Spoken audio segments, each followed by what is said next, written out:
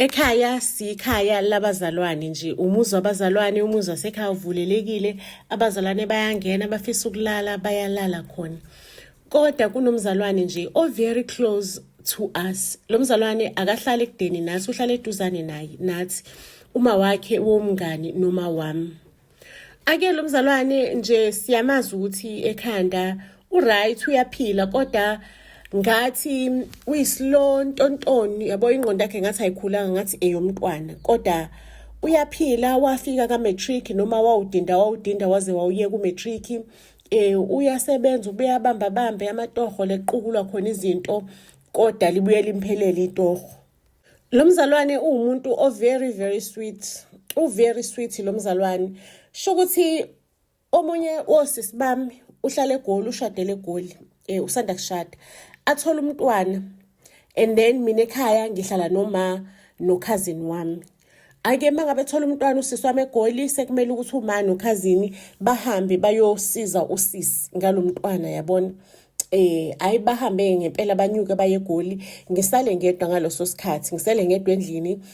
Nami kufika isikhathi sokuthi sikumele manje ngihambe ngiye kobona umntwana phela kasisi wami eGoli, ngibele ibhanoyi ngihambe ngiyobona umntwana kasisi wami. Bengingishiye kungekho umuntu ekhaya ku-M2, uyakwazi ukuthi elokishini kunjani.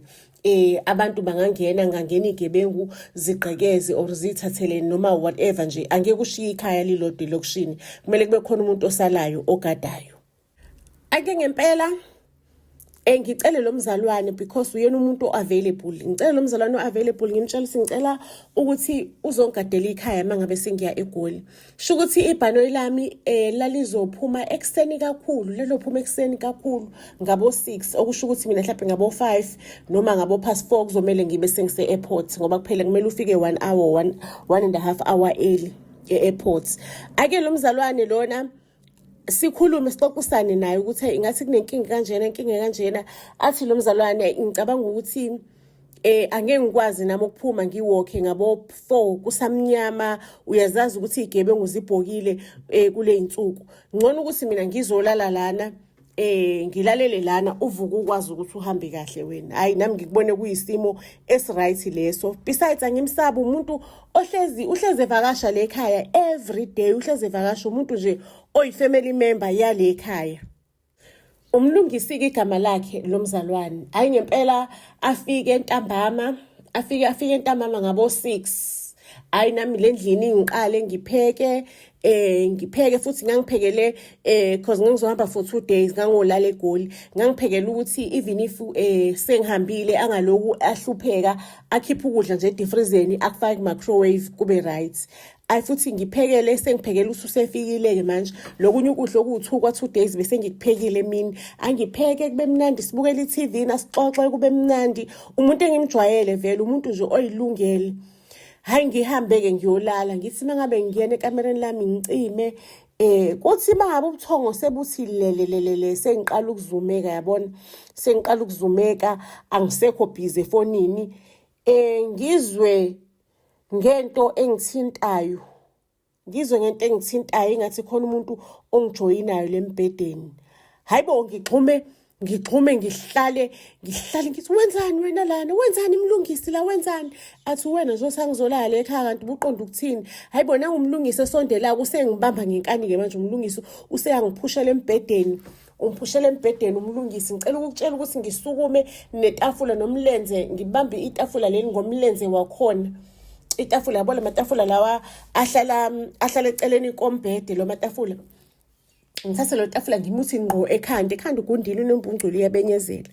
You-understand? Athi ukushayeka ngithi ngiyophuma ngomnyango, ngiyabaleka velane nje angidonse wangibamba ngenedress, wafinyelela emlenzeni wami, wathi ukulala nawe namhlanje ngizolala nawe. Dala uhamba la upepenyuka ungiphamisela izinqe ezinkulu ngikubheka.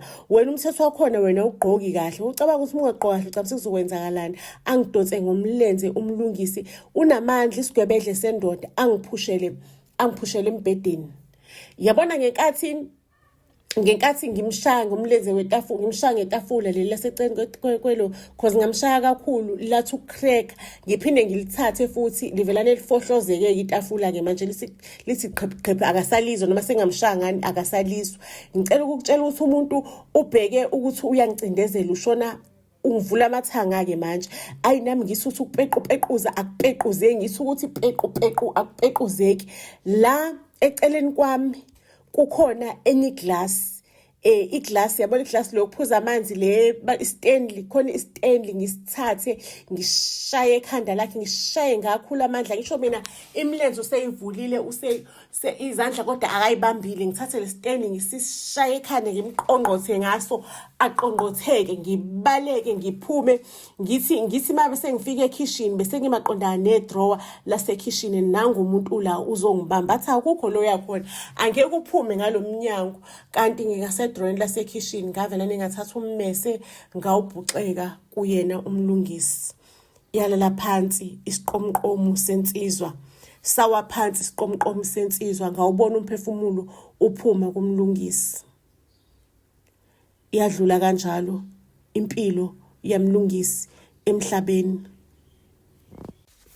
Well, angiboshwanga-ke because ngakwazi ukuthi ngithole ummeli oapprove enkantolo ukuthi it was self-defense, and kwakubonakala nange-amount of DNA engaphansi kwey'nzipho zakhe umlungisi ukuthi wezama ukungilwisa.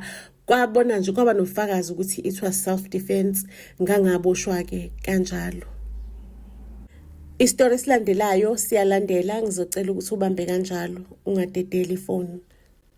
Ngiyabonga-ke kakhulu family nisangisupporta, nisaqhubeka ningisupporte.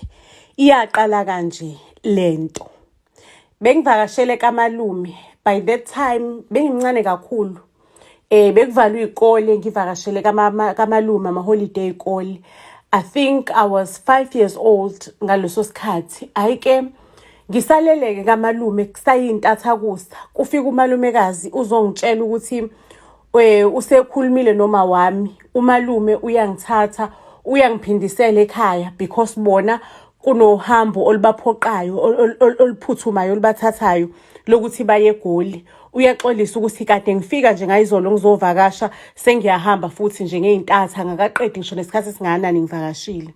Hayike umalume kuzona lezo intatha-ke ungiphindisela at my hood ekhaya. Hayike ngifike-ke bakithi ngisawudubhuzana omncanyana, umalume angishiye egeyithini ngingene ngifike ngqongqoze ekhaya. Hayibo uma akavuli ukuthula ukuthi hetu. Kuthe nje kunjalo ngabona indoda ithi pheshe ngeback door ngomnyango wasekhishini, mina ngqongoze edaningi. Yabo le ndoda yavela neyashesha yathi tshope yayongena emotweni. Angizange nje ngayibona kahle ebusweni, ngabona isandla sayo esinetattoo. Ithathu nje enhle la esandleni, yabo ithathu enhle, ngazi ngayichaza ngithini. Hayike mangabe ngithi ngiyafika ekhaya phakathi, hayibo Jesu Maria uma udindilizile in a pool of blood, ulahlekelwe impilo yakhe, ushonile. After umngcwabo-ke ngithathwe-ke ngihambe ngiyohlala kaMalume. Umalume le ngangimvakashele, udado ubhuti kamama. Umalume-ke kumnandi kaMalume, yazi abanazi ingane umalume, uNkulunkulu akabaphanga ingane. Sengiyingane yakhona-ke kumnandi ngihleli nomalume, nje banginakekelile kumnandi nje. Uyababona umalume nomalumekazi indlela leyo abahappy ngakhona. Yazi ngake ngihlale ngibuka ibhayisikophu ngizwe ngithi noma kuthiwa ngilahlekelwe umzali empilweni, kodwa uNkulunkulu ungiphile i-second chance yokuthi ngiphinde ngibe nabazali empilweni. Like uthando lwabo beluluhle. Nami bengiyitshela ukuthi ngelinye ilanga mangabe ngishada ngifuna ukushada umshado nje. Like mina ngulo muntu ukuthi nje from the age of 6 years I started jotting down i-experience yami, like ama-feelings wami. I used to talk to i-diary yami, ngijotha down everything, ngidetaila yonke into on my diary. Ngidetaile nalothando labo, ngisho ukuthi lona thando le ngifuna ukulizwa, ngidetaile nama-feelings engwaziwayo. Angena amanzi endlini, nangu umalume useyaqala-ke manje, useyagula. Umalume ukugula kwakhe kuyaqinisa, akasayi ngisho nokuya emsebenzini umalume, uyagula, uhlele endlini, uyagodola, ilanga lishisa libalele lithe bha, uyaqhaqhazela, uyathimula, uyakhwehlela, kwaya ngokuya umalume esequleka ngisho nokuquleka. Inhliziyo yami ibiphukile, bengikhala ubungqayingqayi emva kokudlula kwamalume emhlabeni. Hayi-ke kwaba-ke ukuphela kwe-chapter yami emzini kamalume, because umalumekazi wathola omunye umuntu, bashada. Kwamele ukuthi mina ngiphumeke ngihambe ngiyohlala ey'ntandaneni. Okay, I am so grateful to God ukuthi-ke ngayithola i-shelter. Even if noma isimo sase-shelter besingekho sihle, yabona nje isimo, imbhede bingekho, besilala nje emafukufukwini, but impilo beyiqhubeka, besingalali singadlanga. Hayi-ke ngihlaleke kule shelter, I am so stressed, ngizwa i-pain ngoba umalume, even if umalume bengakangenayo yonke into empilweni, besiyisokolela, kodwa not kusokola bekayi-security umalume ngokomsebenzi. Kodwa like benginekhaya eli-healthy, uyabona, ikhaya nje elinempilo, yabona. Sengihlala laphayana, silala siba isipatolo phansi kwiyiponji nakuma-cushions, osofa bakudala, uthola ukuthi labantu ababenosofa bama-cushions bayadonate ngabo, silala kubona. Kodwa-ke I was grateful ukuthi ngisaphefumula-ke. Mase kuthe ey'ncwadini zami-ke bengiyicwilisa, bengifunda, ngifuna ukwenza sure ukuthi imfundo yami iyona eyongikhokhela ngelinye ilanga, iyona eyongikhipha kusona lesi simo. Ngoba phela at the age of 18, ukhumbula ukuthi laphayana-ke ehome lo hlala khona, la ogcinwe khona, mase una 18 uyaphuma uyibonele, kuthiwa nje qhubeka uhambe uyoyiphilela. Ayike ngicela ukunitshela ukuthi ngempela mangabe sekushaya isikhathi sami sokuthi ngiphume, ngaba nenhlanhla, because nabe ngithanda nje indaba ze-filming, ngithanda i-filming, ngithanda nje ngithanda ukushutha, yabo, ngithanda ukushutha i-content. So ngathola inkampani-ke eyangifundisa-ke manje ukwenza the real content, to write the real scriptures, the script, to write, to create ama-shows, to produce ama-shows, to shoot ama-shows, because i-interest yami kakhulu was to shoot. But in order for you to shoot, you need to understand ukuthi yonke lento ihlangana kanjani. You need to understand ukuthi how to edit.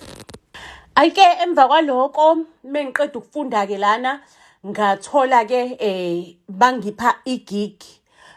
Bebezongipha amagigi awu-3, sho ukuthi bengizoyenza ama-project awu-3 just to pay back imfundo yabo, and then after that mase ngiyayimela-ke. Hayi-ke kwasho ukuthi-ke emagigini wami-ke nje I was very good kuwona lo magigi, I was excelling. Hayibo, igama lami lakheka ladlondlobala ngokukhulu ukugijima lokhu, nangokukhulu ukushesha. Naku-ke sekhona isiqumama thizeni sase-Blue Bay, sesifuna ukudocumenta impilo yayo, sixoxe ngokuthi siqhamuka kuphi nempilo, siyakhe kanjani umcebo waso. Nje sixoxe, it's not a reality show, but it's all about documenting impilo yalesigwili. Ayike isigwili-ke leso sireferwe kumina-ke, kuthiwa I am the perfect person for the gig. I am the one who can do the work kahle kahle.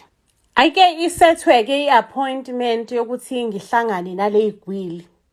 Okay, ngifike ngihlangane nonkosikazi wakhe wakhona, ngihlangane nonkosikazi wakhona, alright, angibriefe, angitshelisa uba wobani, nje yabo sengiyazi ukuthi ngikhuluma ngobani. Ake ngibuyele endlini, and then I started research about these people, about their businesses. Ba-rich labantu, ba-rich. Ayike after meeting-ke sahlangane in one of their restaurants. After meeting, but-ke i-main business abakuyona, they are in business yokudevelop, like they are developers, they are business developers. After meeting-ke sihlangane-ke sesiyohlangana emzini wabo, so that sizobona umuzi, sibuka umuzi, ngithatha iy'thombe zomuzi, kuxoxwe, ngiba-interviewe, nani.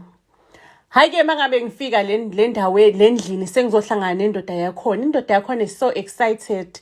Mangabe ngithi nhla leya tattoo leya engayibona kulo muntu owaphuma laphayana many years ago, when I was 5 years old, uma ngenkathi ngimfice eshonile umuntu owakhokhoba waphuma nge-back door wangena emotweni wabaleka.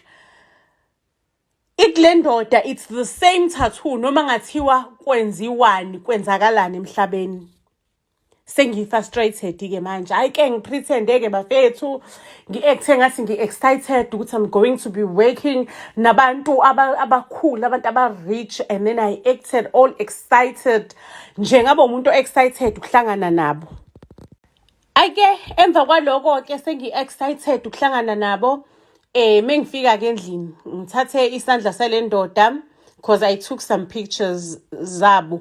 Ngithathe isandla i-picture ekuvele khona isandla ngicrop umzimba ngisalisa isandla, and then I scanned on the internet ukuthi who else is having the same tattoo.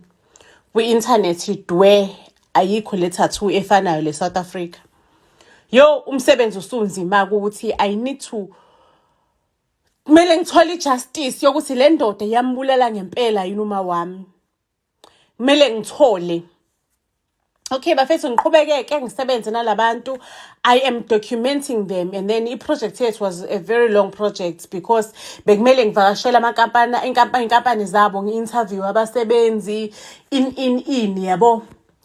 Lapho-ke ngiyacabanga ukuthi ithini link mhlawumbe ilink eyihlanganisa le ndoda noma yini link eyihlanganisa le ndoda noma why le ndoda bilaphayana ekhaya, because this man is very rich and thina sihlala ey'ndaweni ezingekho engahlala abantu aba-rich, sihlala nje e-Newlands yabo. Le ndoda le ihlala koZimbali. So ake bafethu ngihambe-ke ngiyo-research ukuthi ngifuna ukuthola ukuthi uma wesebenza kuphi uma mhlawumbe ungathola ukuthi bekasebenzela le ndoda, ithini link yama nale ndoda, what exactly is linking them. Ayitholakala ukuthi uma is not working for le ndoda. Kutholakale ukuthi nje uma akazange wasebenzela le ndoda apheleke amathembu ukuthi exactly uma le ndoda bebehlangana kuphi, were they dating, bekwenzakalani ngoma. Ngiqaleke manje ngiresearch ngithola ulwazi ukuthi uma bekasebenza kuphi. Ngithole ukuthi uma bekasebenza kwenye inkampani ye-golf ekudlalwa khona ama-golf yabo, kwenye inkampani ekudlalwa khona in one of the golf estates. Ake ngihambe-ke ngiye lapho nje ngumuntu oyobhukha, ngifike ngidlala igalofu yabona, nje ngumuntu nje oyobhukha. Ngifuna ukwazi ukuthi ubani osebenza lana, ubani who is who, ubani obelana for the longest time. Ake nje ngize ngazi ama-ins and outs alapho. And then I started ngajola na one of the guys obekhona by that time uma esasebenza laphayana. Ake uguy ngibhizi ngiyamsearcha yabo ukuthi uyakhumbula yini isikokwenzakalani mhlawumbe like 20 years ago, uyabona uyakhumbula yini isikokwenzakalani. Uguy uthanda ukuthi wemncane by that time, mhlawumbe wemncane by the time esebenza laphayana, wesayingane uthanda ukuthi abe mdala kunami. Okay, but nami I'm playing the game, you know. I'm playing the game yabo. Ake uguy ngiyambuza ngiyampheka ngimbuza ikucaca ukuthi uguy hayi akasakhumbula isikokwenzakalani yabo by that time. Ngize ngimbuza ukuthi such a big company, does they keep ama documents, does they keep yonke information ukuthi bekwenzakalani on this company, does they have a filing system, because nami I want to improve company yami, because one day ngifuna ukuyibona ile phezulu like lama company lawa. Ake uguy angitshela ukuthi yeah, like we do keep files, tontoni. This is the system that you need to use in order ukuthi ukwazi ukuthi ugcine all the files. Angitshela igama le system ukuthi bona all their admin is being kept under that system. Ake bafethu, I hired someone to hack their system ukuze ngikwazi ukuthola ama-files akudala angale yaminyaka leya ngisasemncane, ukuthola ukuthi was that guy the one that I'm shooting ubeka vakasha yini laphaya lapha kuleya golf estate, yini emlinka noma wami. ayike ngihekeke ngikwazi ukuthola ama-files ngithola ukuthi lo baba lo beka-regular bekahlezi nje elaphayana eGulf Estate bekeza nje most of the times ebamba khona amabhizinesi wakhe ehlezi ezodlala nabantu igalofu. Hayi bo beka-regular ubaba. On the other hand, ngiyaqhubeka-ke ngiyambuza ubaba uMdlalosi ukuthi okay, tell me more about your business, wayakha kanjani i-career yakho, people who were involved in your life in building your career, people nje onama-relationships nabo, onobudlelwane nabo, people abafakile input ekukhuleni kwebhizinisi lakho. Ayubaba uMdlalose-ke the guy I am shooting nefamily yakhe namabhizinisi abo akazange nje nangelanga nangephutha nangebhadi mhlawumbe walimenshina igama likama alizange langena lapho. Okay, bese nginomsebenzi omkhulu-ke to try and figure it out ukuthi why lo baba lo abulala umbulaleleni uma yini into ebahlanganisayo, why kwenzakalani. Emaphoyiseni ngangichazile ukuthi okay ngibona indoda enethathu esandleni isathuye kanje ngayichaza emaphoyiseni icala ke nje kwacaca ukuthi hayi sizoyithola kanjani leyo ndoda, at least if wawubone i-number plate and I was still young nga-describe i-tattoo. Yabona le description e-tattoo ngaze ngayibhala phansi on my diary. I still have i-description ye-tattoo yami on my diary. Ngayibhala ukuthi le tattoo le ibinjani. Ake amaphoyisa athi ama-fingerprints wengekho endlini abatholanga ama-fingerprints omuntu welaphayana and kungenzeka ukuthi ngiyibonela into zami njengengane. Ake bafethu ngiqhubeke ngiyabhizi ngibhala lento yaMdlalose nefamily yakhe ngi-acting ngathi ngi-happy and all that, kanti mina I'm busy researching ngomdlalose. Ngize ngigcine-ke sengikwazile ukuthi ngithole i-database ngimbuzile uMdlalose-ke ngithi mina ngimbuzile uMdlalose ngiyam-interviewer, which cars were you driving, uqala yabona chaze ukuthi ngangihamba ngentontoni enjanjani igalofu lami lokuqala, ngaya ngakhuphuka ngahamba ngemoto kanje. Ngathi mangabe sengikwi-middle level yabo la sengibona khona ukuthi ngiyaphakama, ngadriver imoto enje yayinamasondo anama-rim anjani, inebhande elibomvu. Wayichaza because nangathi mangabe ngimbona uMdlalose because I was still young by that time, ngangalazi uhlobo lemoto, imoto yangena kulona wathi mangabe fasa ibhande ngabona ibhande elibomvu. And emaphoyiseni ngayisho lonto ukuthi angiyibonanga uhlobo lemoto, I cannot tell ukuthi bekuhlobo lemoto onjani, but wafasa ibhande elibomvu. And then uMdlalose-ke nga-requesta-ke ngicela ama-pictures, can I have photos of those cars, can I have photos of wena usakhula usadrive imoto enje, cha busukhuphukile lapho ngiyamncoma ukukhuphuka kwakhe. And ngayibona-ke leyo moto enebhande elibomvu. It's the exactly same car le agibela kuyona the time eqeda ukuyobulala uma wami. Oh wow, I started asking ubaba uMdlalose, I wanted to know about faith yakhe kuma companies. Do you have faith kuma company ukuthi whatever companies that I'm using now or the brand that I am using ngiphinde ngisazoyisebenzisa 20 years later, I still have faith kuyona? Athi ubaba uMdlalose, of course darling, I still have ama company ngisebenzisana nawo ngokucophelela, I have faith kuwona lo makhampani. Bese kuyisikhathi-ke sami sokuthi ngidike ngijule, cause imoto kababa uMdlalose le ayinebhande elibomvu, it was a Mercedes, it was a Mac. Bekuyisikhathi sami-ke manje sokuthi ngidip ngijule ngithole ukuthi wayithenga kuphi, ubekasebenzisa yiphi insurance, athini bekasebenzisa yiphi insurance, athini ama-records e-insurance ukuthi ubaba uMdlalose ubeka kuphi ngaliphi ilanga. Because I know if I can connect ama dots ngithathe le information ngiyise emaphoyiseni, ubaba uMdlalose is such a very powerful man. Lento leyo ngayichitha lozo insolo. And then I went ngadiga ngaze ngalithola igama le insurance, and then ngafuna ama-files ngalolo langa ukuthi ubeka kuphi i-insurance yakhona iphointa kuphi kanjani. Ayike ngawathola lawo ma-files. Okay, and then I kept ama-files. So I was so sure ukuthi uBamdlalose is the one, because iyatshengisa ukuthi le moto ibikade ikuphi on this day, or ngalesikhathi lesesukuthi bikade ipakile outside ekhaya. I confronted ubaba uMdlalose after sengiconnecthe wonke ama-dots.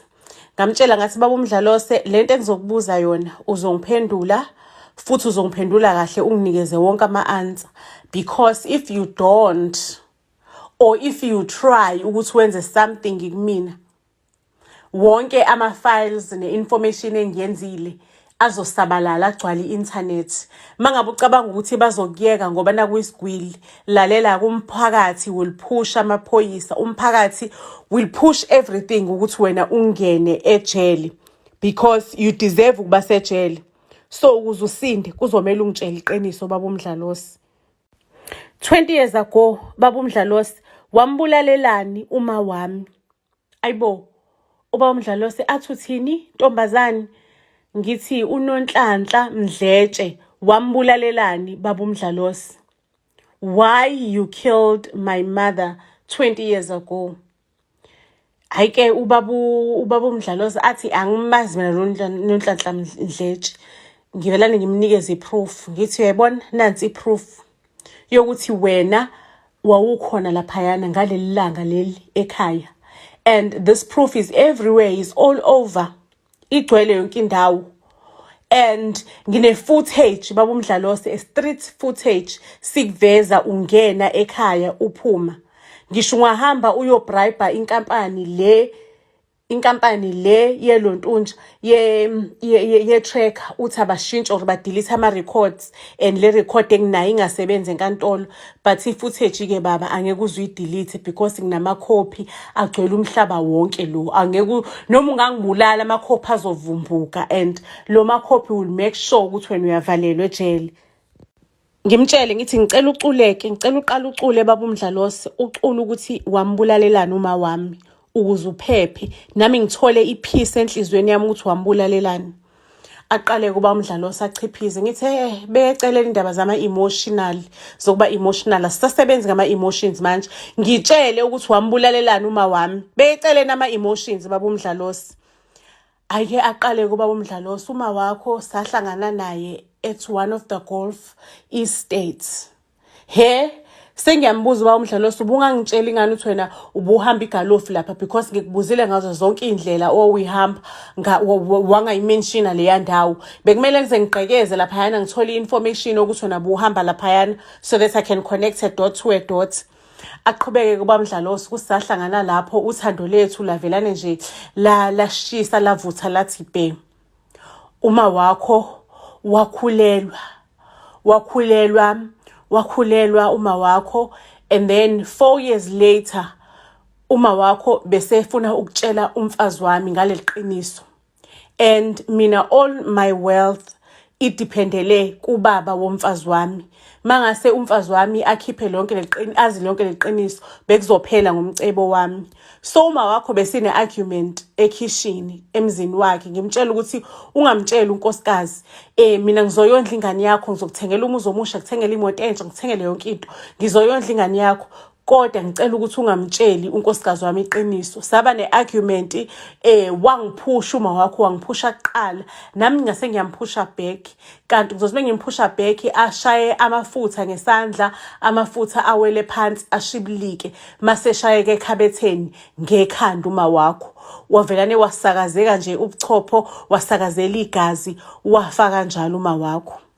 Ngithi hey we baba, awakangitshela iqiniso, ngicela ukuthi ungitshele iqiniso. There is no way ukuthi umuntu angawa asakaze kubuchopho asagcwala egazini ngalendlela uma ashona ngayo. Asho kuba uMdlalose phela ikhanda lakhe lashaya ngobuchopho ngobuchopho ekhoneni letshe itshe lekhabethi. Ngase mina-ke ngimbuza ukuthi how come amaphoyisa mangabe sesha wena ngoba wawungagqokile ama-gloves kutholakala ukuthi ama-fingerprints wakho bekangekho la. Asho ubaba uMdlalosi ukuthi no, ngasula ama-fingerprints wami nayo yonke into, angizange ngasithole ngasithinta isidumbu sama wakho, ngasula yonke indawo la engahamba khona. Caceke ukuthi sho ukuthi ubaba uMdlalosi le ngane le ayithi yayisina 4 to 5 years, sho ukuthi bekuwumina-ke leyo ngane leyo. Ubaba uMdlalosi is my father. Lesigwili lesi esidla imali mina ngikhula laphayana ehome engcolile efield isilale eponjini eyiswakeme impilo inzima kubuhlungu, kanti yena ubaba ngala udla izambane likapondo. Engqondweni yami ngafikelwa nje umcabango ongasile ukuthi yazi ukuthi amadoda seke ancishwe man, ancishwe lento ayithanda kakhulu. Ithi indoda iyeza kuwena uyazi ukuthi ishadile, uvelana ufake nje umshudo uvale uthi ngiyayigqobha lezozo uyincishe uthi phindela lo uvela khona. Ngifile ngathi mhlawumbe uma if bekangamnika ngubaba uMdlalosi chance ngaba sifikanga kule stage lesokuthi uma alahlekelwe impilo yakhe if ubaba uMdlalosi bekangamnikezanga ichance. Sengiyabuza ke baba uMdlalosi, usho ukuthi uma ubekayilo mfazi lo ochitha namadoda ashadile. Ayoba uMdlalosi ke asho ukuthi yena mangabe beshada baqale bashada traditional beyangayigqoka iring ama vows wabo bawavuselele nje emva kweminyaka. So kuma wakho wefihlile ukuthi ushadile waze wakhipha sekukhona ingane ukuthi ushadile ngoba naku uma wakho wesefuna ukuvela obale sefuna ukulotshola sefuna ukuthi impilo iqhubeke, kusho yena ubaba uMdlalosi. Inhliziyo yami ke iyababhlungu ukuthi ngenze njani ke manje because mina anginazo ihlobo. Ubaba uMdlalosi unezingane, lozo ingane lezo zosisi bami nobhuti bami. What do I do? Ngithatha lo baba oyedwa, the only surviving parent, ngifake ejele and lose i-opportunity yokuthi mhlambe ngaba nobudlelwane nezingane zasekhaya. What do I do? Ngenze njani? Ngithi ayivalelwe ejele ingcanga or ngenze njani or ngiqhubeka ngiphila impilo yami lengiyiphila ngedwa ngingahlangani nezingane zasekhaya because empilweni ayikho into engangiyifisa njengomndeni. What do I do? What do I do? Ekugcineni kosuku ke ijustice bekumele iyenziwe. I've decided ukuthi ubaba uMdlalosi ngimfake enkantolo. Waboshwa futhi. Waboshwa for amacala akhe. Kodwa ke abantwana bababa bona baqhubeka bathi bayafuna ubudlelwane nami. Kusukela ngalelo langa ke saba nebond strong and nami ebhizinisini lami bengiqhubeka ibhizinisi likhula. Lapho sengikutholile ke sengikutholile ukuthula because I know ukuthi what happened to uma wami. Futhi I know nobaba uMdlalosi ukuthi if bekanenhliziyo yothando for mina at some point bekazobuya azongifuna engazi ukuthi ngiyingane abulale unina lo ngane engesenawo unina. Kodwa nje elami lilodwa ukuthi hayi amadoda seke ancishwe nje agqojwe lezozo sithi nje sifaka umshudo hamba uye ekhaya hamba uye emfazini wakho. Bengikhala ukungqayingqayi, inhliziyo yami ibhlungu kakhulu. Ngihambile ngayo register emva kokuphasa umatikuletsheni euniversity njengabo bonke abantwana. Mangabe sengi-applyela uNSFAS ungikhahlela uNSFAS ungichithe uthi ubaba wami usebenzela uhulumeni, usebenza ema-ofisini amakhulu, uhola itshe lemali. Hey, uma wayemfakela nesitifiketini sami sokuzala ubaba ngoba phela manje ke mina sengilinked nobaba. Lapho ubaba angikaze ngithole ngisho nestick sweet seyitick sweet kuyena akaze akhiphe ngisho nesent. Yo, mangabe umzali kumele uqaphele ukuthi ubaba umfake esitifiketini sengane ubaba onjani. Ngisakuleso stress ke isoka lami engisuka kude nalo nempilo engaqala ukujola nalo liseka grade 10 lingitshela ukuthi lalela sithandwa sami ngizoyisolve mina yonke lento le because besinamaphupha amaningi sitsho sifuna ukuthi siyibone siyifundiswa sihlale ndawonye sithenga umuzi wethu edolobheni siphila impilo the life man. Uyayibona lento engishoyo Lithi isoka lami, sithandwa sami, ngino 3,000 rand engunikezwe ekhaya ukuthi ngihambe ngiyoqala impilo eRes. So ngicabanga ukuthi ngithathe lo 3,000 rand ngihambe ngiyokurejista ngawo ukuthi uqale ukuthi ungene e-university. Mase-ke mina njengomuntu othola u-NSFAS ngizophila ngo-NSFAS ngikuhlukanisele wona phakathi sikwazi ukuthi siphile sobabili. Mase ngithola namatoho amancane after school ukuthi ngikwazi ukuthi ngigcwalisele ezifundweni. Ngiphinde futhi naseRes yami ngilale esponjini ngisikwatisa umuntu embhedeni wami. Hayike ngajabula-ke because bengingacabanga ukuthi isoka lami lingathatha isinqumo esinjengalesi ukuthi nalo lumfundi lisacrifice ukuthi nami lingifundise libe lumfundi. Ake bafethu ngifike-ke e-university. Cela ukukutshela ukuthi ngangidla incwadi kuphela. Ngidla incwadi kusukela ekuseni emini ntambama. Ngifuna ukuphasa, ngingafuni ukuthi ngiphoxe isoka lami. Lapho-ke isoka lami bekade lisebenza kwenye inkampani yama-security. Lisebenza after school. Kulo company akusetshenzwa u12 hours. Kuya-relieve one ukuthi after 6 hours ku-relieve omunye umuntu. So isoka lami belifika from 6 to 12. Mase liya-relieve-wa-ke nalo. Libuyele lambe liyolala ngakusasa ekuseni lisesikoleni, which means nje lona belilala u12 to 6. Belilala only 6 hours livuke lihambe liyofunda. Liloku liphosa njalo emalini yezifundo zami. Isoka lami uLucky Boy wavuka esibhedlela emva kokuthi kudutshulwane emsebenzini la asebenza khona ema-security. Impela yayimlimazile lento yesibhamu. Wahlala nje impela esibhedlela isikhathi eside. By that time-ke mina kade ngifunda sengiyokwenza unyaka wokugcina. Unyaka wethu wokugcina siyahamba siyokwenza ama-practicals. So ngahamba-ke ngayokwenza ama-practicals kwenye inkampani ngafike ngasebenza nje kwamnandi. Mangabe usebenza-ke laphayana bayaholela nje mangabe wenza ama-practicals. So I was able ukuthi ngikhokhe i-apartment, ngibe ne-apartment engizohlala kuyona. By the time ubaby uLucky Boy ephuma esibhedlela wafika wazohlala eflatini lami. Okay, siyahlala nje uyahlala kumnandi. Ulinda ukuthi kuphela unyaka kushaya unyaka ozayo aphinda apply for uNSFAS. So the following year mina sengiqashiwe ngokusemthethweni-ke sengiqashiwe ngokusemthethweni-ke emsebenzini vele sengi-employed, sengihola imali ebonakalayo, imali yangempela. Ayike ubaby aphinde apply-ke for uNSFAS for that year. uNSFAS ukhipha amanye amafayili ukuthi ubaby wavelane wahamba esikoleni engadirejistanga engashongo wavelane wanyamalala nje esikoleni. Hayike ngimotivate ukuthi aka-aphile-ke.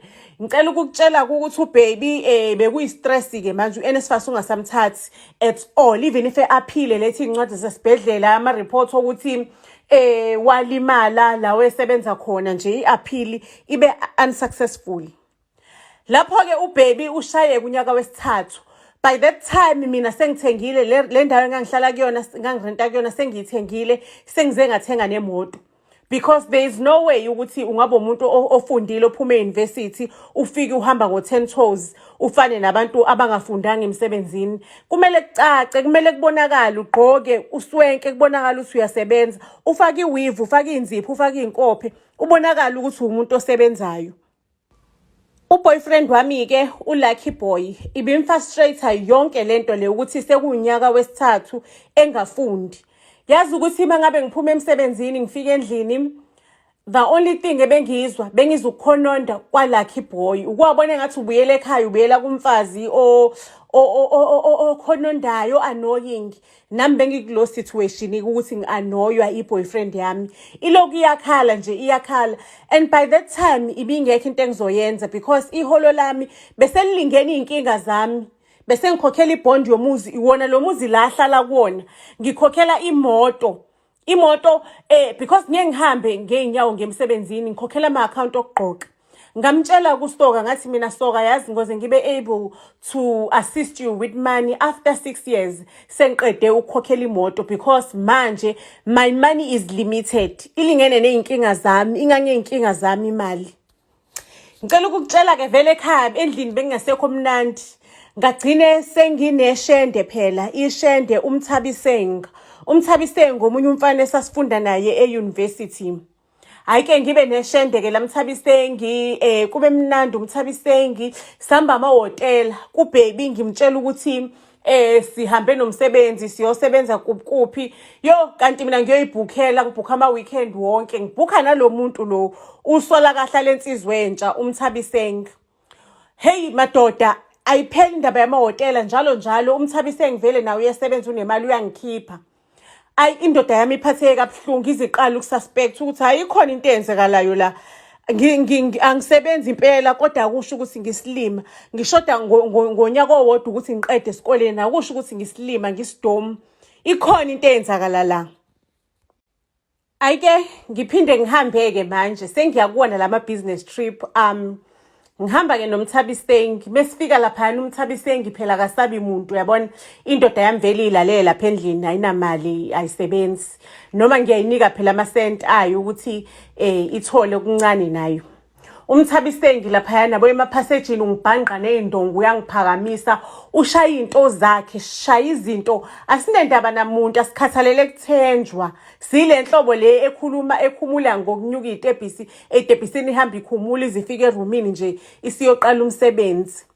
Kanti uLucky Boy, umuntu wami, ungilandelile, bekafuna ukubona ukuthi yini lamahhotela amangaka. Wabhukha naye kuneStore waleli room, kuneStore waleli room engibhukhe kulona ehhotela. Ayike ngicela ukukutshela ukuthi bekadiniwe uLucky Boy, ediniwe, eqhaqhazela, ehluleka ngisho nokuyibamba. Wahlala, sahlala for 3 days, ngabuya Monday morning. Ayike sengibuya nje vele ngiright, ngisemudini. Wahlala uLucky Boy la wasilinda ukuthi size sihambe. Hake mangabe ngibuye eholidayini, it's work as usual. uLucky Boy akasho lutho. Uyasala endlini acabanga ukuthi ngizoyithini lento. Akangiconfronti, akangibuzi, akasho lutho, udiniwe. Ngicela ukunitshela-ke kanti uLucky Boy kunabantu ahlangana nabo efuna information, because uLucky Boy engikhuluma ngaye. Ngelinye ilanga-ke uLucky Boy wa-installa enye software on my laptop. Lo software yokuthi mangabe ngiloga in nje kwi-laptop, ngena kwi-laptop, uyabona yonke into engiyenzayo, uyabona i-password yokuvula, cause mina ngi-accountant kahle kahle ngokomthetho. Uyabona i-password yokuvula ama-system asemsebenzini, uyabona yonke into engiyenzayo ngalolo sikhathi kwi-laptop. Ngicela ukunitshela-ke ngiyaqhubeka-ke mina ngiyasebenza emsebenzini, angazi ukuthi kune-software e-instaliwe kanje. Ayike kwathi ngelinye ilanga-ke esetholile i-information ayidingayo uLucky Boy, wangidaka ebusuku, wangidraga ebusuku, wangifaka amaphilisi okulala. Ngalala ngathi zucu ebusuku, unganyakazi ngingenzi lutho. Wasukuma uLucky Boy, wangena kwi-system yasemsebenzini using my own laptop. Wantshontsha izumbulu zemali emsebenzini, abo 1.tontoni million. Wabantshontsha, wabafaka kuma-account, i-account evele ngathi i-account ye-supplier yalo muntu abesekhulume naye. Bekubukorikori nje, it's an offshore nje i-account engokuyithola ukuthi ekabani, angisho kanjalo. Wayifaka lapha imali, waqeda lapho uLucky Boy wabuyela embhedeni, wathula wathi tu. Shukuthi ekhompyutheni ubesedelete yonke into uLucky Boy. Wadeleta naleya software wayifakile ukuthi ikopele ukuthi ngenzani. Bungasekho ubufakazi bokuthi mhlambe kungenzeka ukuthi kunomuntu owenza ubukhoshosho kuleya laptop. Ake bafethu mangabe ngibuya emsebenzini emva kokuthi uLucky Boy antshotshele imali, bafika emsebenzini bangitshela ukuthi ngitshotshwe imali kanje, ngiphike ngize ngikhale. Mase emsebenzini ke bayangisuspenda, bathi bayangisuspenda with no pay, kuzo investigate, kucubungulwe, kuphenywe lolu daba lolu. Ayike ngicela ukunitshela ke ukuthi mangabe silo investigate ke udaba, mengibuye endlini ngiyakhala, ngine stress, because angazi ukuthi bakhuluma ngani. Ngabe ngcono ukuthi mhlambe le mali lenginayo kube yona engiduduzayo, lo 1 point something million anginayo. Hake unkosi yabo-ke la endlini uyatatazela sithando sami kodwa ngenze njani ukuthi ube right. Yo bekavela nangiqale angidine okokuqala kokugcina. Uzongenzani ungenamali? Ungiduduza ukuthini ungasebenzi? Nanku la udliwe uphoyizeni wesibhamu emzimbeni, uguliswa uphoyizeni wesibhamu, une-degree engaphelele. Uzongisiza ngani? Yini ozongisiza ngayo? Uzongimasaja iy'nyawo? Umasaja iy'nyawo uzongiholela yini? Cela ukukutshela ukuthi bekade singidla lo so stress ngaze ngagcina sengimxoshile-ke manje uLucky Boy cause bengibone ngathi ungibangela iminciza. Ukwambona umfana masekunikeza uthando uthola ukuthi wena awudinge thando manje udinga isolution. Uthando angeke uzulidle, uthando angeke lize likhiphe enkingeni. Uleke kubhucunga la ekubhucunga engazokubhucungani. Ngamkhomba indlela ngathi phuma goduka uyekini. Ake bafethu ngihleli-ke le ndlini stress akasekho uLucky Boy sesiyangidla. Ngize ngigcine ngihlala phansi ngiyibuza ngithi ngihambe phi wrong. Yini le wrong engiyenzile? Ngize ngikhumbula ukuthi hayibo man, mengithatha ukubheka yona ibukeke ngathi unfair le ndaba yokuthi unkosi yabo wangisiza. Mase kumina mina ngisize yena back ngacabanga ukuthi abantu bazothini ukuthi ngisifundiso sihamba ngeenyawo. Ngacabanga ukuthi ngizole ngikhokhana nerenti ngcono nguthenga umuzi ngikhokha amabhondi abizayo. Kwakunani nje ukuthi ngilinde unyaka owodwa kwakusela unyaka u1.5 year kunkosi yabo. Usho ukuthi kwakusela u1.5 year. Kwakunani nje ukuthi ngisize unkosi yabo for u1.5 year. Emva kwaloko sengaqhubeka nempilo yami ngalendlela leya kade ngiyiplane ngayo. Even if ama feelings asephelile kodwa nami sengimsizile la adinga khona usizo. Because zonke lezi zinto ezimbi ezenzakala kuyena it's because walimala ngoba wezama ukusiza mina. Ngicela ukunitshela-ke ngaqala-ke manje ngawabona amaphutha ami ngakhala. Into engizoyixolisa ngiyithini-ke kuLucky Boy la kubeka khona for mina esikhathini esinzima. So ngagcina sengiqunga isibindi-ke ngahamba ngayomfuna ngamthola ngahamba ngayoxolisa. Mengifika laphayana bafethu aniyazi into engayifica. Ngafica uLucky Boy usenenkampani enkulu. uLucky Boy is working. uLucky Boy unenkampani nje impela inkampani evuthiwe. Lo muntu lo engamxosha endlini yami ngamxoshisa okwenja. Nangu umuntu laphayana successful. Ayike ngizame ukuxolisa athi yo uzenzile akakhalela dadewethu. Yimbi into wayenza emva kwama sacrifice wonke sengiwenzile. Kodwa ke because I am not a big guy, a bad guy, I always knew ukuthi I was definitely going to be big. So ke ngiyaxolela ungahamba ubuyele empilweni yakho. Mhlawumbe noNkulunkulu mase ngixolelile uyoxolela emsebenzini wakho baze babone ukuthi wenze iphutha. I mean baze babone ukuthi benze iphutha. Cela ukukutshela ukuthi ngakhala ngathi Lucky Boy yazi awungifanele lo muso ongaka ongenzela wona because kumoshakele empilweni yami kuhlangahlangene angisakwazi ngisho nokukhokhela indlu lengaxoshela kuyona. Yona le ndlu le izodliwa kungekudala. Nje izodliwa ngilindele ukuthi ingadliwa anytime kanti futhi nemoto yami ingadliwa anytime ngikulindele lokho. Ngicela ukukutshela ukuthi ngilinda abantu abazo-athacha imoto. Hayibo nanka ama-calls engasangingeneli, nanka ama-calls endlini ukuthi baya-athacha umuzi engasangingeneli. Ngibona ukuthi hayi sho ukuthi kumele ngiqaleke neprocess yokuthi ngithengise umuzi ngoba naku basanginikezile ibreak encane ukuze ngithole okusashintshana. Kanti uLucky Boy anonymously emsebenzini wasenda i-information yokusho ukuthi i-laptop yami was tampered with. Ayike kwathiwa osocubungula abacubulungayo osolwazi abacubulungayo bathi mangabe becubungula abantu bama IT babona ukuthi vele on this period there was a certain software ebikade instaliwe yokuthi intshontshe yonke information. Ayike lapho ke emsebenzini ngabuyiselwa and egcineni kosuku ngathola ukuthi bekuyena uLucky Boy obengikhokhelile okweinsuku okweyinyangana indlu yami inyanga ezintathu indlu yami lade ngikuma areas ngawo kanye nemoto yami. Okay, ngabuyela ke emsebenzini ngaqala ngaqhubeka nempilo sengisifundile isifundo sami ukuthi there is this thing called karma. Ikarma izokuthola akukhathaseki ukuthi useyitezi as long as udlala ngomuntu izokufetcha ikarma. and ikhama isabi-ke ayincuncuzwa isaba ukuthi kususele ey'tezi izokuthi daca phansi phambi kwabantu bebona. Kancane kancane-ke impilo yami yaqhubeka ngaphinde ngayithola injabulo yami. Kwangisebenzela ukuthi ngangifundile kanti futhi naye-ke uLucky Boy ngale wagcina eseyiqedelela iy'fundo zakhe edlondlobala as an individual. Iphela uyazazi iy'lingo mangabe seyifikile empilweni yakho kuze kube ngathi kune-truck efike yakuthululela yakudampela iy'lingo phambi komnyango wakho. Inhliziyo yami ibuhlungu, bengihlephukile, bengidabukile ngaphakathi. Ngiyibuza ukuthi kwenzakala kanjani ukuthi sengenza unyaka wokugcina wobudokotela. Bayafika nje bathi mina kunento engiyenzile bekumele ngaba ngiyenzanga njengodokotela, isikole size singisuspende, indaba yami ibukwe, emva kwalokho kuthiwa nje ngiyagxoshwa. Angeke ngiphinde ngibe allowed ukuthi ngifundele ukuba udokotela or ngifundele anything related to health, or ngibe nje se-university, kule university le kade ngifundela kuyona ubudokotela.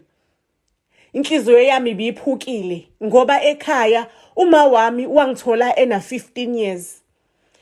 And then impilo yama ayikaze ibe lula. Isenti nesenti ubekenza sure ukuthi ufuna ukungigcina ngisesikoleni ngiqhubeka ngisupported. Bese ngijabulile ukuthi ibreak for uma wami isizofika empilweni. Bese ngibona ukuthi naku ngizohlanya, naku ngizocosha amaphepha. Ngicela ukunitshela ukuthi ngahamba ngaye eBhishi ngidiniwe, ngihamba eBhishi ngingaboni nokuthi nginyathela kuphi. Ngihamba engathi ngifuna ukukhipha ipain le phakathi kumina. By that time bekuwumina-ke kulolu lwandle lengade saduthi ngihambe ngiyohamba kulona. Bengenabantu eduzane. Ngahamba ngingaboni nokuthi ngihambaphi, ngihambe ngathi ingqondo ilahlekile, ngiyadlwantuzela, angizwa ngisho nokuthi unyawo lami lilenda kuphi. Sho ukuthi ekuhambeni kwami sengize ngafika ngaseduze ne-private property eseduze neBhishi, because ngawulandela iBhishi ngaqhubeka nalo ngahamba. Yazi iy'nyawo zasezindikindiki ngingasakuzwa ngisho nokukhathala. Ngingakuzwa ngisho nokukhathala sengijuluke ngaze ngoma, umzimba wami ungasakhoni ukuthi uproduce omunye umjuluko. Ngicela ukunitshela ukuthi mina ngigcine ngizizwa engathi nje ngishawe inzululwane, ngibone engathi ngiyadilaya, ngibona iy'nhlasi. Ngiphaphama ngilele komunye umbhede, isithabathaba sombhede, kuhle kuleli room, ngisukume ngithuke, hayibo kwenzakalani? Ngenzani la? Ngikuphi la? Mangabe ngithi ngiyaqalaza ngiyabona kunebalcony la, leli room linebalcony, mase liyaphinda futhi leli room liba ne-sitting room. Sho ukuthi nje just a private room. Hayibo, into engizoyithini le? Mangabe ngithi ngiyabona lapha kwi-sitting room kunefoni phezu kwetafula. Hawu, ifoni yami ngempela ize yaxhunywa ngisho nokuxhunywa echargeni. Ngigxume, ngihlale ngithi ngiyakuyona, ngisacabanga ukuthi ngenze njani. Ngifonela i-Uber. What if like ngikidnaphiwe la, ngizoyithini lento? Ngizothi ngifonela i-Uber, what if angisaphumi la, angazi nokuthi emnyango kunjani, iy'ngange zinjani, because ngiphaphame sekusebusuku phakathi namabili, phakathi nobusuku. Kusenjalo ngisazama ukucabanga kuvelane kube khona umuntu onokhayo esicabheni. Nqonqo hawe ma, ngivelane ngikhale-ke ngithi bandla ngicela ungangilimazi, angazi ngifike kanjani lana, ngicela bandla ningangazi lutho, ningangenzi lutho, ngiyintombazane nje edlule ey'nkingeni, nasesikoleni bengenza unyaka wami wobudokotela wokugcina, ngabe namabhadi kwathiwa ngenze umkhoshosho. Ngicela bandla ningangenzi lutho, uma ekhaya ngafa nokufa. Lo muntu onqonqozayo athi hayibo ngeke ngikwenze lutho, mekuthiwa bekhona engizokwenza kona ngabe sengikwenzile already. Mina ngeke ngikwenze lutho, ngicela ukungena la, akhiyiwe futhi. Mangabe kuthiwa bekhona engifuna ukwenza bengizovela nengivule ngingene. Hayi-ke ngithi lo muntu akangene-ke ngoba ngazi nokuthi ubani, sho ukuthi kuyacaca ukuthi uyena mnikazi wendlu lo. Afike lo muntu ayi-introduce kumina athi Mr. G, umnikazi waleli khaya. Yena ungibone mina ngihamba nje ngidavuza phambi komuzi wakhe eBhishi kwi-private property, nale kubhalwe khona ukuthi private property. Indlela bengidavuza ngayo bengidavuza engathi nje ngumuntu wesifazane ongaphilile kahle ekhanda. Kuthe kusenjalo ngashawa inzululwane ngaquleka. wafika wangithatha wangilalisa lapha embhedeni wasebiza udokotela. Udokotela wamtshela ukuthi hayi uqulekile kodwa angeke akwazi ukuthi angijove or enze anything because asazani angimnikezanga i-consent yokuthi asayine angisayinanga ukuthi mhlawumbe khona imijova angangimnikeza yona or anything. Washo nje udokotela uthi hayi buqulekile usazovuka. So ngikuthathile ngakubeka lapho ngikulindile ukuthi uvuke ukuze mangabe uvuka ekseni sikuphelezele uye lo hlala khona sikunikeze ukudla udle uye lo hlala khona. Lapho ke uvalo lungishayani, uvalo liyangibulala, uvalo liyangibotoza. Cela ukunitshela ke ngitshele lo Mr G ukuthi mina bandla bengisacela ukuthi ngivelane ngibize Uber ngigoduke ngiyabonga umusa wakho ukuthi ungisizile kodwa nje bandla bengisacela ukuthi ngigoduke ngiyacela. Athi lo Mr G lalela ke thatha la akhiphe ubekagqoke igown ye-Versace akhiphe izitaki zemali anginikeze zona ezandleni zami athi ubobizi Uber ukhokhela iUber maseke uyangifonela unginikeze ne-business card lapho ungifonela ungitshela ukuthi ube right kuhambeke kahle ufikile ekhaya ngabe ngiyakugodukisa manje ukuthi njengoba uthukile angifuni ukuthi uzusaba ucabanga ukuthi mhlawumbe kukhona lo ngifuna ukwenza kona. Ayikho intombazane engazi ke la emhlabeni ukuthi nothing for mahala. Ngimtshele lo Mr G ngiyaxolisa ngiyabonga kakhulu umusa wakho kodwa ngeke ngikwazi ukuyithatha le mali. Ngicela ukuthi uyithathe imali yakho angeke ngikwazi ukuyithatha. Ayike uMr Gina athi ithathe ngiyakupha yona khuleka ngeke kwenzakale lutho ngivelane ngiyibeke phezulu kwetafula ke.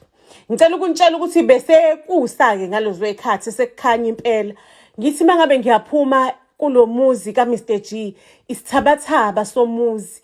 Yabona imoto zidunuselene kulomuzi ziningi imoto egcwele igceke kuhle lo muzi useyithendeni zolwandle. Ngicela ukunitshela ukuthi ngihambe ke Uber yami sifikileke istop sami sokuqala ngaqala esibhedlela ngiyocheck ukuthi njengoba kade ngisendaweni engayazi akuna drug yini abangidrage ngalo abanginyukubezanga na. Seliyangishaya kuvalo ke manje sengisesibhedlela ke hayi udokotela khulumeke asho ukuthi hayi cha bakwenzanga lutho akuna trace ye drug egazini lakho futhi nangezansi isithelo abayithintelanga isithelo ngokungemthetho unegative nje for everything. Hake bafethu mangabe sengiphindele endlini ke inkwantala lingenzani. I am given 48 hours notice beku 72 sengisalelo 48 hours ukuthi ngiexite le arrest engihlala kuyona. Hake bafethu sengigezileke akulaleki ngisho lokulaleka akudleki ngisho nokudleka nginkuntuza nje. Uyalazi uqobo lenkuntuza nginkuntuza nje into ekuhlangene imhlathi nginkuntuza. Hake nginkuntuza nginjalo ngisede ngizifone yami ithi inqwinqwi kuzwakala ukuthi ngene imessage noma i-email ngihambe ngiyobheka ke hayibo mangabe ngithi ngiyayivula i-email ise-university bathi bacela ngifike kusasa e-ofisini le-dean. Hayibo sengibizwe e-ofisini le-dean ngoba ngangixoshwe kule university kwathiwa abafuni ngisho nokungibona emagcekeni akhona within 72 hours. Kwenzakala kanjani ukuthi ungakapheli 72 hours sengisalo 24 hours kulo 24 hours okugcina bangibize bathi angize ofisini labo le-dean. Lungishaye kuvalo lingithi heqe ngingazi nokuthi into engizoyithini ke le. Ngimuhleke ngiswenkile ngiyahamba ke manje ngiyongena esikoleni ngiswenkile ngaze ngabopha inwele ngifuna bangibona ukuthi ugelo imisele oyifunayo lento ayifunayo. Ayike ngifike ke ngihlaliswe ngaphandle ehlalweni ngihlale ngilinde kuze kufike isikhathi ke la engibizwa khona. Ayima ngabe sengibizwa ngiyafica khona mina la e-ofisini le-dean mase kuba khona uMr G ngisayibuza uMr G wenzani la esikoleni mase kuba khona futhi nangu ne-dean asho ke uMr G asho ukuthi ngize nommeli wami ngizocela ukuthi ungicacisele ke dean ukuthi ufuna izinto zibe nzima ngoba lelicala leli enilithwesa umntwana oseseduzane nokuthi agraduate, sekusele kancane uthi agraduate ukuba udokotela, icala elimthwesa lona alikho emthethweni, ayikho lento enithi uyenzile, aninabo ubufakazi. So ngicela ukubuza ukuthi nichuza kuphi, niyambuyisela esikoleni nimkhokhele okufanele i-trauma le nimkhozele yona for past 2 days, or nifuna siqhubeke siyoyilwa enkantolo le ndaba.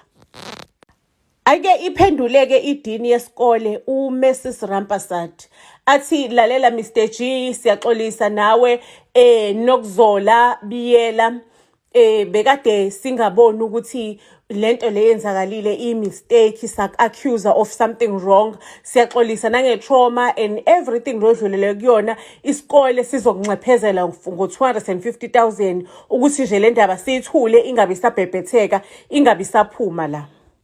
Yo bafethu, ngicela ukukutshela injabulo yabuya emehlweni, yabuya ebusweni bami. I was so happy ukuthi finally sengizokwazi ukuthi ngingastress uma wami, because uma bekazoyithatha kanjani zonke le indaba lezi zokuthi mina ngihlulekile emva kwemizamo yakhe emingaka, ngihluleke sengifika kwi-finish line. Ngicela ukunitshela ukuthi ngijabuleke, ngibonge uMr G. Ngimtshela nje lo 250,000 ngizowunikeza yena ukuthi akwazi ukukhokhela amaloya akhe. Athi Mr G, no, there is no need, don't worry, lento le bengiyenza ngoba ngibona ukuthi ifanelekile. Hake ngiqaleke manje ukurelaxa wathi Mr G, angisho ekuqaleni bengingazi ukuthi kwenzakalani, bengifile ngathi mhlawumbe ngisemzini we-drug dealer or mhlawumbe ngizontshontshwa. Angisho yazi amantombazane ayantshontsha kule insuku, so asisakhululeki samantombazane. Ngisho umuntu efuna ukwenzela into enhle nje asisamukeli kwasana, sisafune lutho enhle. To cut the story short, mina no Mr G sagcine sesithandana-ke, sesisebudlelwaneni. Impela bekamdala, impela kunami, impela bekamdala kakhulu kunami uMr G. Ayike kodwa-ke nje bekangithanda, engitshengisa lokhu uthando engingakaze ngilizwe kontanga yami, uthando ade nginikeza lona. So I was so in love no Mr G. Ayike siyathandana, uyangikhipha, uyabona lento ukuthi nje ube islay queen, uyangikhipha, ungenza yonke into. Yabo iprofile yami uInstagram wami bafethu uyababa, ngiphesheya, ngikuphi, ngiseyindaweni, ngiyabonakala, angiconsi phansi, ngigqoka iLV kusuka kubhozo kuzo kuyophuma onweleni iLV. Kwathi ngelinye ilanga-ke mangabe sesenza inkonzo yekamera, akangijahanga uMr G. Kwathi mangabe siyenza, wathi yabona lento engihlezi ngiyifile enhlizweni yami iconfirmekile ukuthi igazi lami nelakho liyazwana, ngiyakuthanda nokuzola, ngiyakuthanda nokuzola. Kusho uMr G, mase yabuza athi intoni engingakwenzela yona empilweni yakho, nanoma yini oyifunayo le efiswa inhliziyo yakho ngitshele. Ngimtsheleke because ngiyabona ukuthi iphakethe lakhe le-afford. Ngimtshela ukuthi ngifuna umuzi, ngifuna imoto eziwu-2, ngibuye uma wami azohlala la kulowo muzi, azohlala nami, because uma kudala esafarisha sengicabanga ukuthi sekuyisikhathi sakhe sokuthi athole ibreak, naye abe nemoto yakhe. Ngicela ukunitshela kuMr G akancunцузanga, wabiza ama-estate agent ezakuthina kuyiwona zopresenta izindlu anazo. Ngayithuzela-ke nami ngasika kwelijikayo, ngaba nomuzi, ngaba nemoto, noma naye waba nemoto. By that time ke sekumele ngiqale-ke ngihambe ngiyosebenza. Lento nje yenzekale in a very short space of time. Angiqale-ke ngibe udokotela, sengiyasebenza-ke manje, sengiyasebenza vele, ngiyasebenza, hlala noma uMr G ukhona, uma uyazi ngithandana noMr G. uMr G usefuna ukungishada, ngisacelile ukuthi hayi ngisafuna ukunikeza uma uthando kancane, ngakafuna ukuthi ngibe nomndeni, ngingakwazi ukuthi nginike uma uthando, uma uyalideserve uthando. Athi uMr G it's fine, sizoba umndeni sonke, if uma wakho la khona wena noma wakho uzobe khona, nami ngizobe ngikhona. Ayike ngokuhamba kwesikhathi, I think 3 years down the line, uma aqaleke manje uyagula, uMr G sesihlala sonke, sekumina uma uMr G, kodwa-ke uma sesimshiye emzini wakhe, mina sengihlala noMr G. But uma uyagula, uma akekho right, kodwa ekuhlaleni kwethu kufanele ukuthi sihlala sonke, hlezi nje vele sindawonye all the times.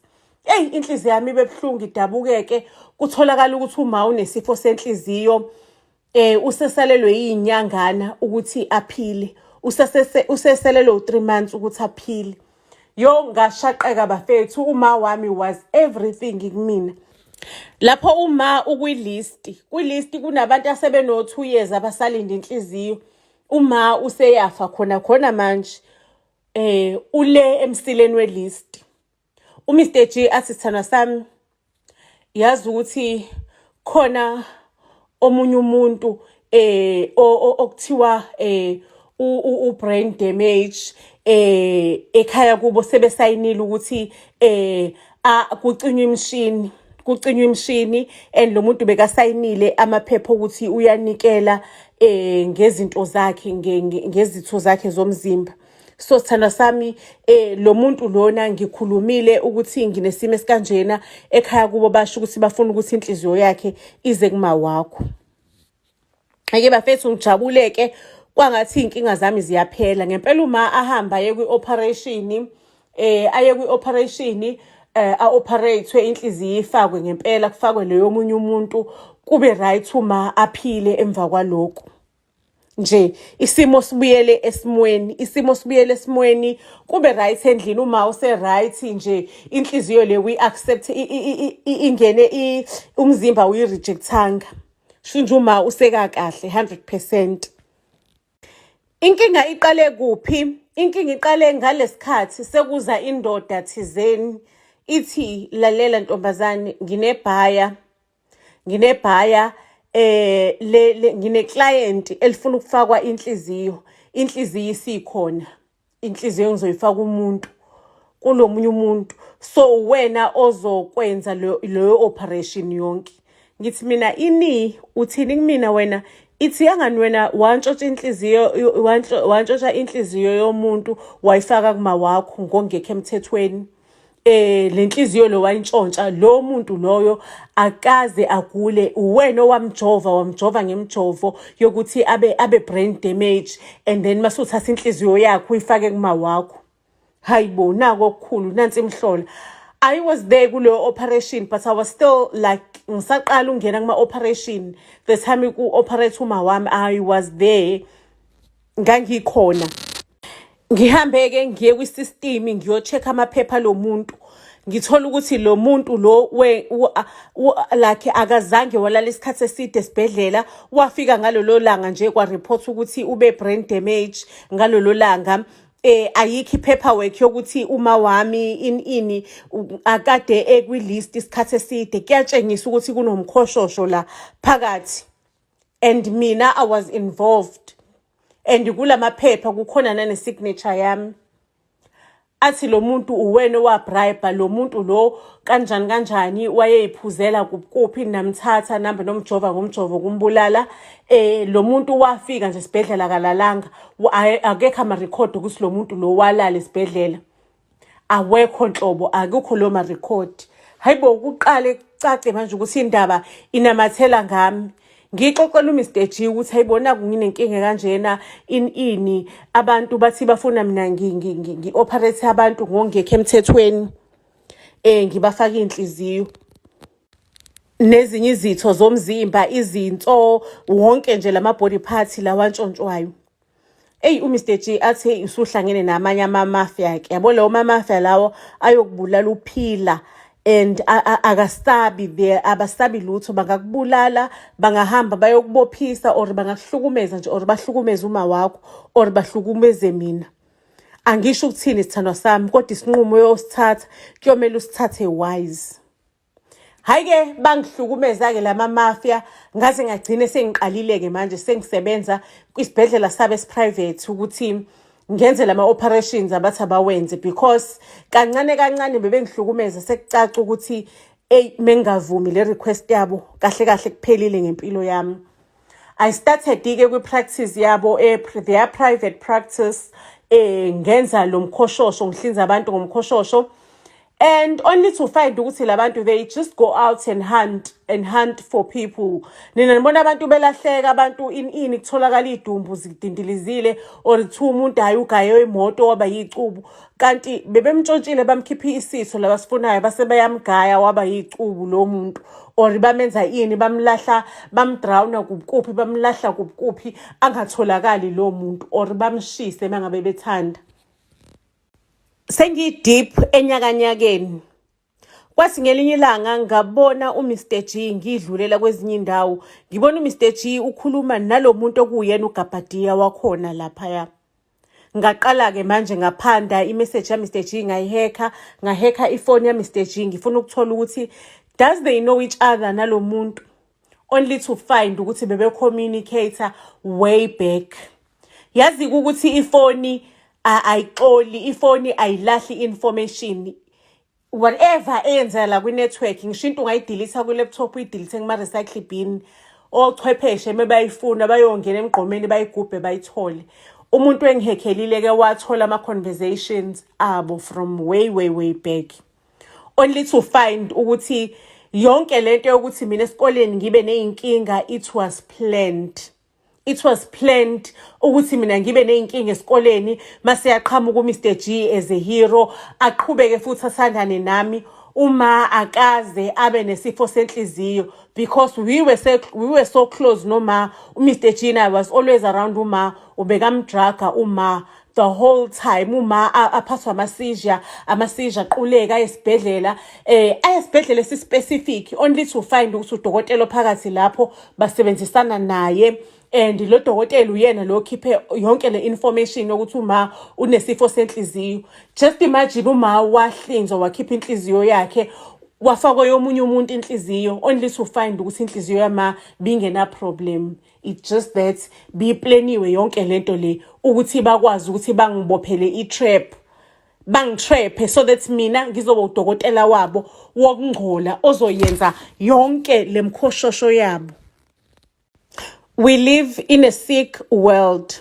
Ngicela ukunitshela-ke ukuthi what I did, because I was earning a lot of money from this practice, this private practice. Angilikhipanga mina iqiniso, angizange nje ngalikhipha iqiniso. Ngavelane ngashintsha, ngathola abantu nami abazongishintshela ama-passport wethu, ama-identity ethu and everything. Ngavula ibhenki elisha, and then ngase ngiyanyamalala-ke ngaduka nezwe ngahamba nje ngayojubalala ngayohlala kwelinye ilizwe, and imali ade ngiyisebenzile ngomkhoshosho was more than enough. Ngashintsha i-career, ngangaziwa ngisho nokuthi ngangudokotela. Ngicela ukunitshela nje ngashintsha i-career, ngashintsha yonke into. Hayi-ke nihlale nazi ukuthi igebengu mangabe zikufuna zizokuthola. Umhlaba mncane, zikuzume nanoma ikuphi la ukhona zize zikuthole. Uma wami wangitshela ukuthi ngeke ngezwe ngathi igebengu ziyatholana, we need to do i-plastic surgery, sizama ukushintsha indlela esibuka ngayo, and we bleach the skin or do whatsoever so that ngelinye ilanga le gebengu lezi zingaphinde zisithole. That's how I realized ukuthi siyiboshwa kahle le emhlabeni. We are prisoners kuwona lo mhlaba esiphila kuwona, because abanamandla mangabe benamandla bawasebenzisa kakhulu, because those guys, they were well connected. They were connected na everyone, amaphoyisa, ama-university, everywhere bekuphethe bona. Ibona bakade bama-decider ngey'mpilo zethu ukuthi kwenzakalani. Kodwa-ke noma sesishintshile-ke sihlala kwelinye ilizwe, hopefully nathi ngelinye ilanga siyokwazi ukuthi sibone iy'hlobo zethu siphinde sibe nazo again empilweni. Ngizoyibeka lapho-ke indaba yethu okwanamhlanje. Buzz SA to all social media platforms. Mangabe kuwukuthi imovie yethu awakayithengi uKing Mtsetserebhana, usangakwazi futhi ukuthi uhambe uyoyithenga, iyadayisa. It's only 50 rands. And if kuyenzakala-ke ukuthi no, it's not 50 rands. Upart 1 u20 rand, mase kuthi upart 2 it's 30 rands. Futhi mangabe kuwukuthi you are a job seeker, you can go and visit our website www.buzzsajobs.com. Siyanthanda kakhulu.